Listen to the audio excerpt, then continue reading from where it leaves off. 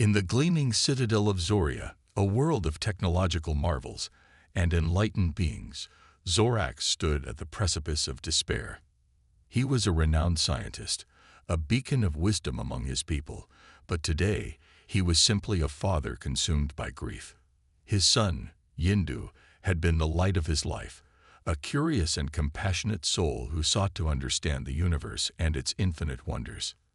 Yindu's fascination with the primitive species known as humans had led him to embark on a clandestine mission to Earth.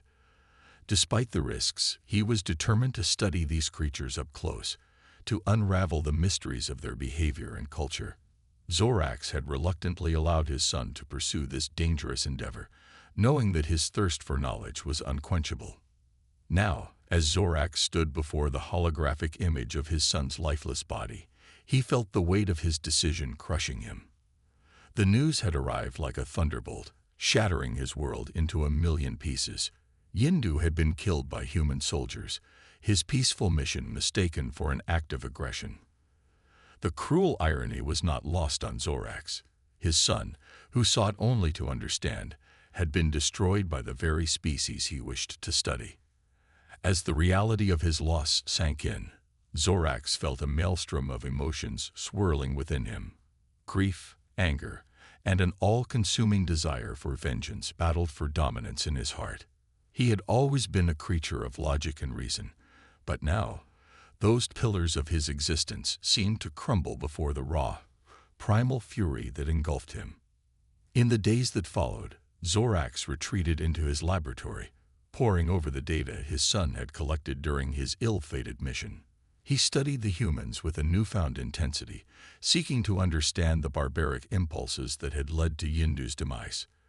The more he learned, the more his rage grew, festering like an open wound. He watched footage of human wars, witnessed their cruelty and their callousness. He saw how they destroyed their own planet, polluting the air and water, driving countless species to extinction. And yet, they continued to procreate, spreading like a virus across the Earth's surface. Zorax's mind reeled with the injustice of it all. These humans, with their primitive minds and savage hearts, had taken from him the one thing he cherished above all else. They had snuffed out a life of boundless potential, a being who could have brought untold enlightenment to the universe. As he delved deeper into the intricacies of human biology and psychology, Zorax began to formulate a plan. He would infiltrate their world, blend in among them, and lay the groundwork for their destruction. He would become the architect of their downfall, the harbinger of justice for his fallen son. With a newfound sense of purpose, Zorax set to work. He created a sophisticated shape-shifting device, one that would allow him to assume human form with uncanny accuracy. He studied their languages, their customs, and their weaknesses. He would become one of them, hiding in plain sight as he wove his web of vengeance. As he prepared for his mission, Zorax's thoughts turned to his beloved mate, Xeria. She had been a pillar of strength throughout their centuries together, a constant source of love and wisdom. Now, as he bid her farewell, he saw the sorrow etched upon her face, mingled with an unspoken understanding. "I know I cannot dissuade you from this path, my love," Xeria whispered, her eyes shimmering with unused tears. "But I implore you, do not let your grief consume you entirely. Remember the teachings of our people, the value we place on life, even in the face of great adversity." Zorax listened to her words, but they seemed to dissolve like mist in the face of his all-consuming anger. He embraced her one last time, feeling the warmth of her body against his own. Before turning away, his resolve hardened like tempered steel.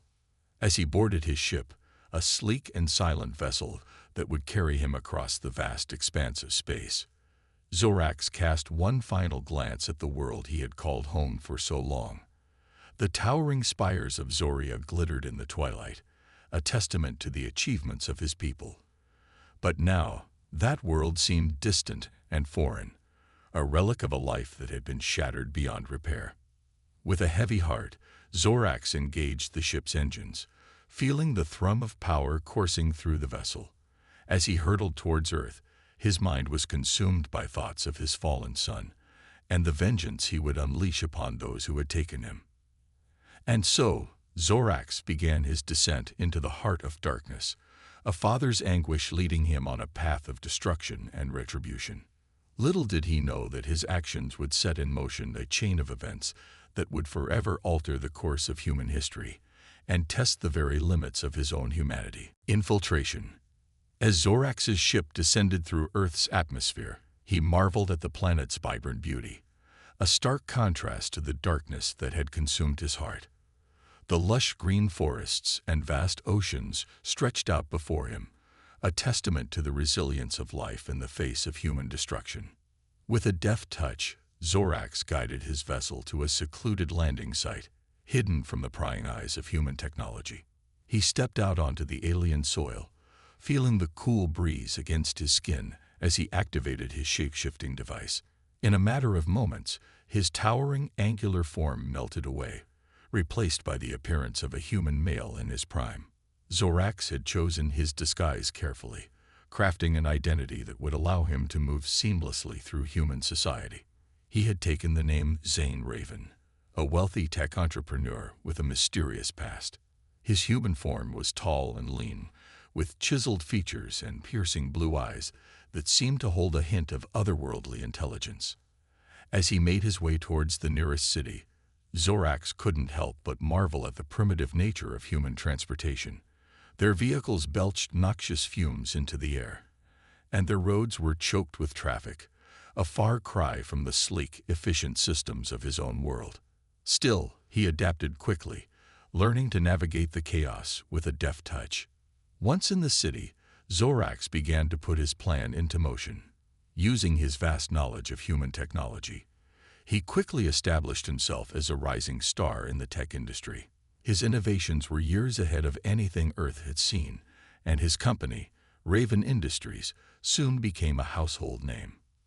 As his wealth and influence grew, Zorax used his resources to delve deeper into the intricacies of human society. He attended galas and fundraisers, rubbing elbows with the elite and powerful.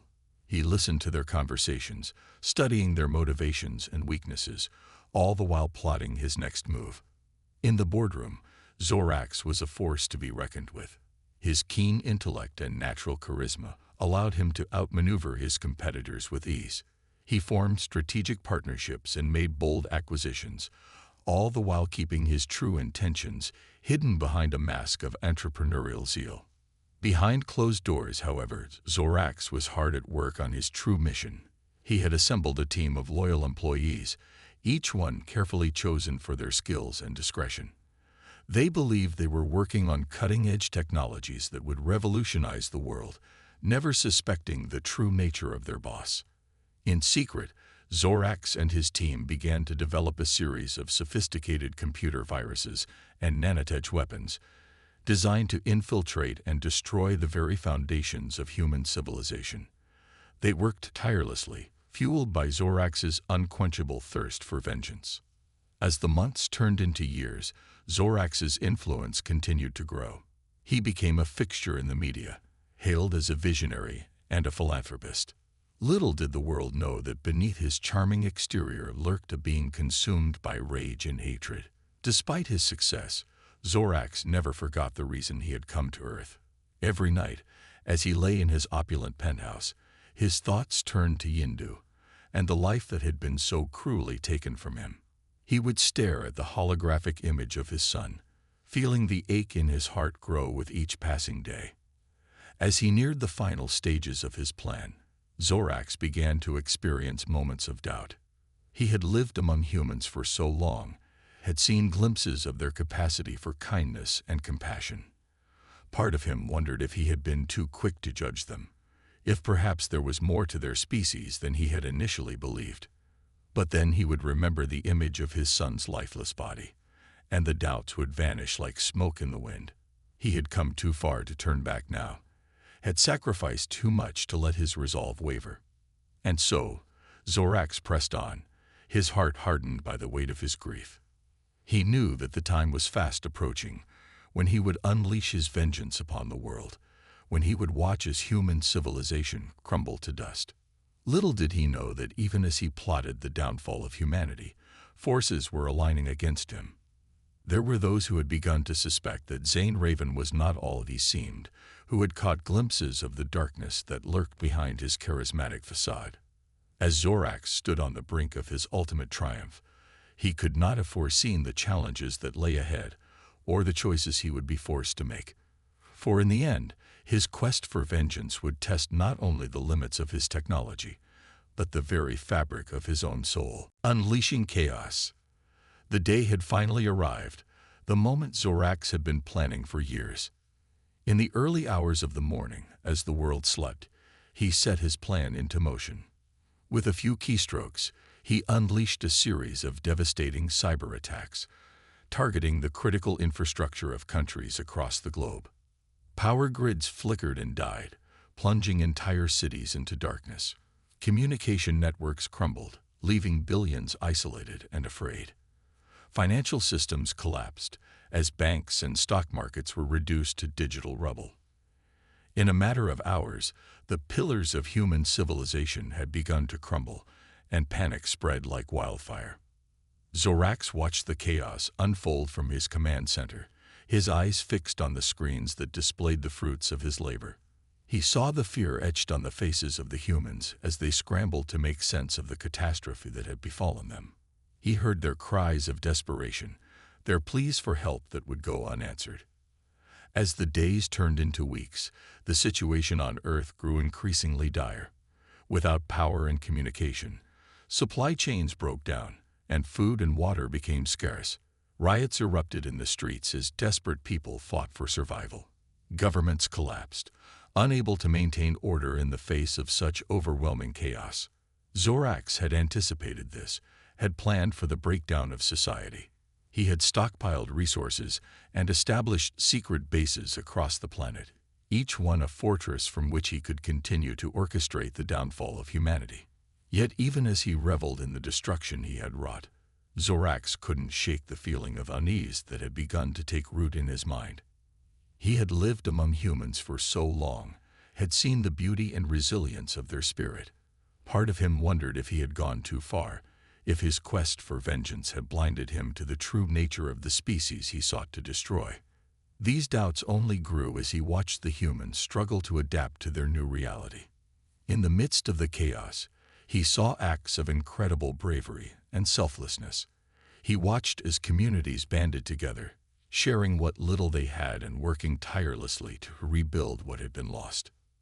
Zorax tried to push these thoughts aside, to focus on the task at hand. He had come too far to turn back now, had sacrificed too much to let his resolve waver. And yet, the nagging sense of uncertainty persisted, like a splinter in his mind. As the weeks turned into months, Zorax began to realize that his plan was not unfolding as he had anticipated. Despite the devastation he had wrought, humanity refused to be broken. They adapted, they persevered, they found ways to survive in the face of seemingly insurmountable odds. In the ruins of the old world, new leaders emerged, men and women who rallied their fellow survivors and began to rebuild. They scavenged for resources, established new communities, and slowly but surely began to reclaim what had been lost. Zorax watched these developments with a mixture of frustration and grudging respect. He had underestimated the tenacity of the human spirit, had failed to anticipate the depth of their resilience. Even in the face of his most devastating attacks, they refused to surrender, refused to give in to despair. As the remnants of humanity began to organize and fight back, Zorax knew that he would have to adapt his strategy.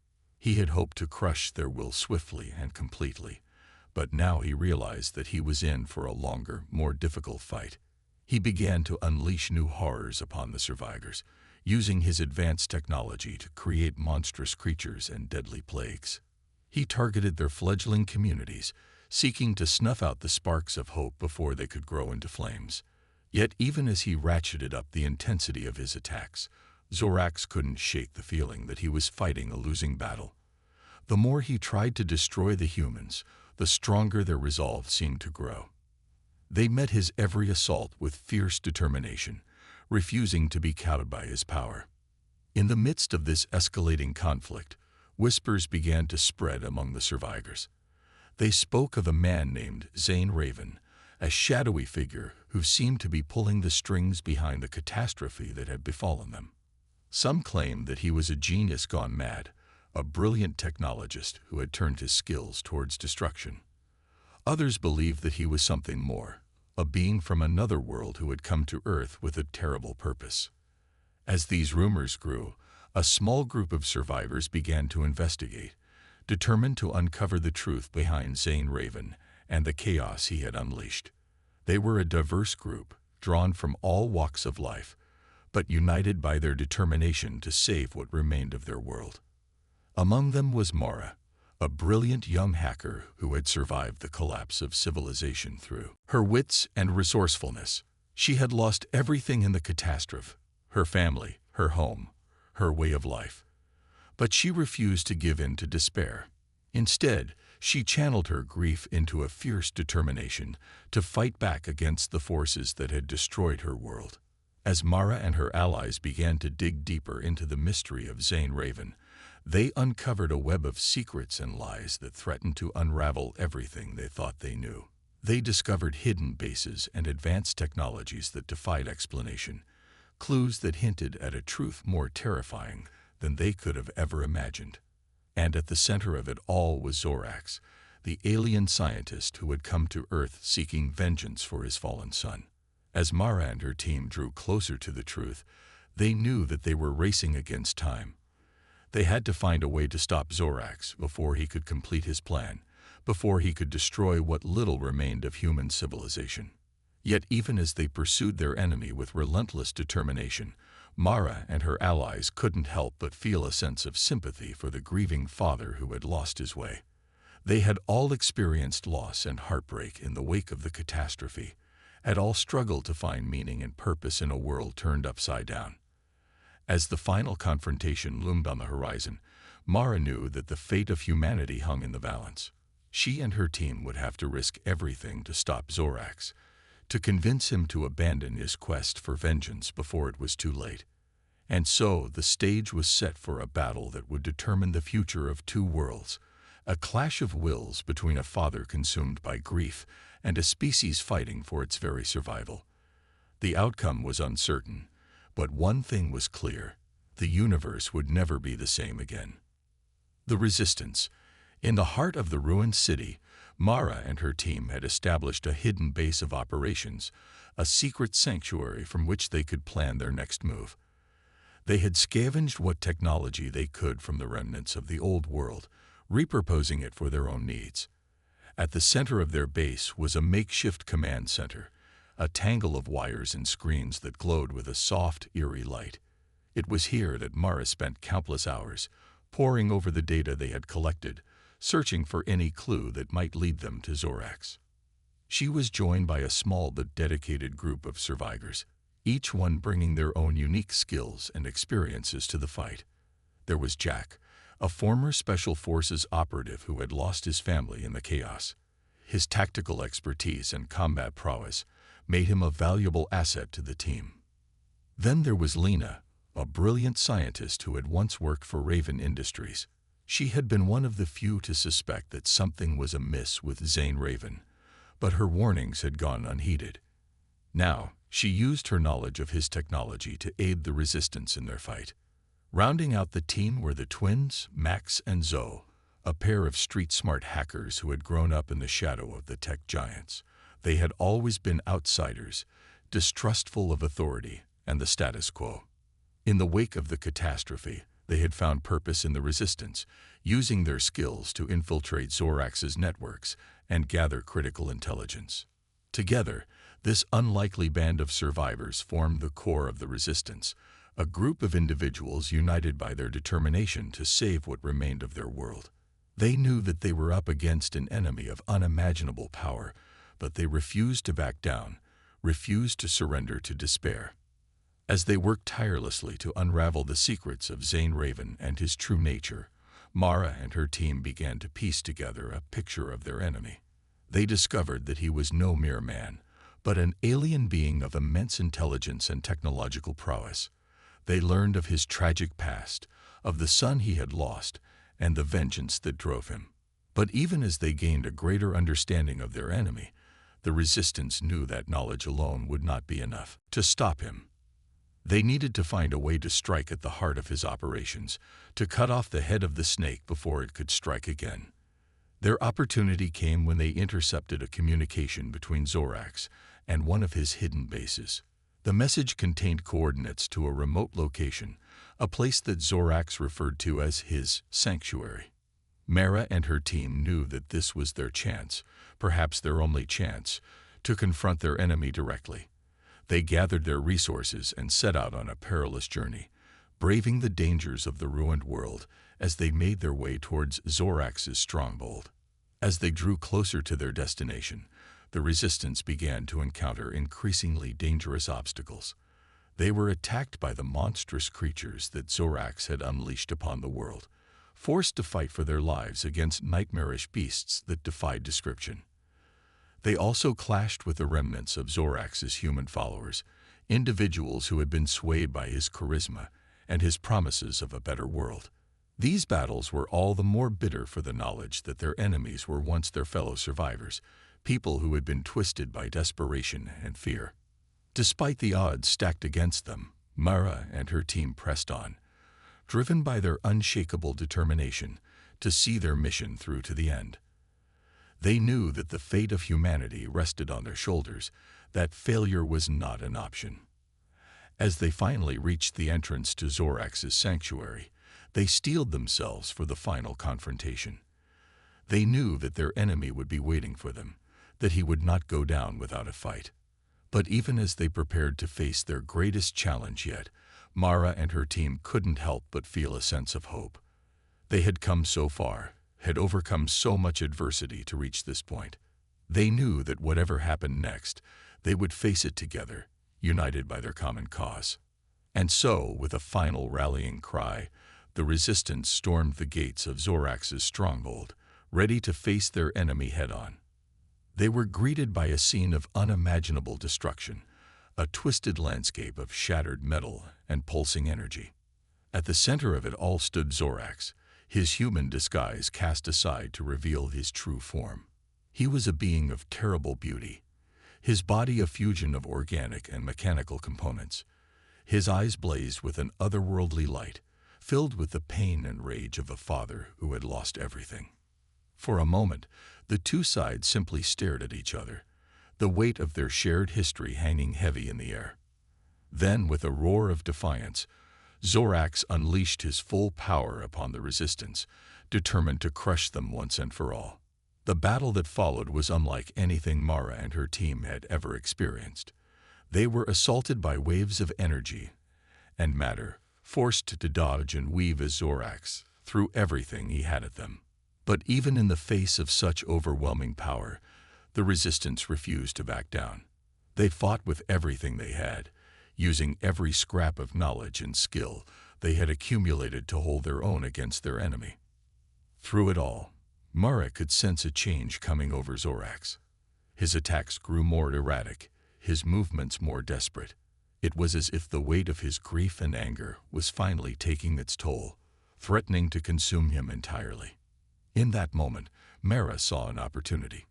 She called out to Zorax, her voice cutting through the chaos of the battle. She spoke of the pain they had all endured, of the losses they had suffered. She reminded him of the beauty and resilience of the human spirit, of the hope that still endured even in the darkest of times. For a moment, Zorax seemed to hesitate, his rage faltering in the face of Mara's words. She pressed on, pouring every ounce of her conviction into her voice. She told him that his son would not have wanted this, that there was still a chance for healing and redemption. And then, just as suddenly as it had begun, the battle came to an end. Zorax collapsed to his knees, his energy spent, his will to fight finally exhausted. Mara approached him cautiously, her weapon lowered, her heart filled with a mixture of hope and trepidation. In that moment, she saw the true depths of Zorax's pain, the anguish that had driven him to such desperate acts. She knew that he had a choice to make, a decision that would determine the fate of two worlds. Would he cling to his hatred and rage, consumed by the need for vengeance until the very end? Or would he choose to let go, to embrace the possibility of healing and forgiveness? As Mara looked into Zorax's eyes, she saw the answer reflected back at her, and in that moment, she knew that the battle was finally over, that a new chapter was about to begin. Redemption or annihilation? In the aftermath of the battle, an eerie stillness settled over the ruins of Zorax's sanctuary. The resistance fighters stood warily, their weapons still trained on the fallen alien, unsure of what would happen next. Mara stepped forward, her heart pounding in her chest as she approached Zorax's kneeling form. She could see the anguish etched into his features, the weight of his grief and rage bearing down upon him like a physical force. "Zorax," she said softly, her voice trembling with emotion. "I know the pain you're feeling. I've lost everything too, but this isn't the way. Your son wouldn't have wanted this." For a long moment, Zorax remained silent, his gaze fixed on the ground before him. Then, slowly, he raised his head, his eyes meeting Mara's with a look of profound sorrow. "You're right," he said, his voice barely above a whisper.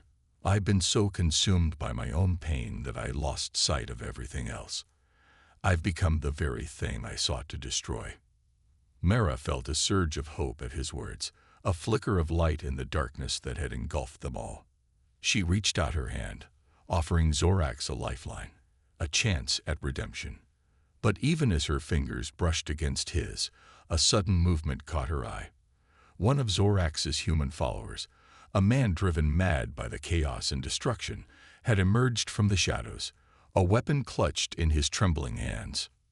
"No," the man screamed, his voice raw with hatred and despair. "We can't let him live. He's a monster. He deserves to die." Before anyone could react, the man raised his weapon and fired, a searing bolt of energy streaking towards Zorax's unprotected back. What happened next seemed to unfold in slow motion. Mara saw the bolt approaching, saw the look of resigned acceptance on Zorax's face as he prepared to meet his fate.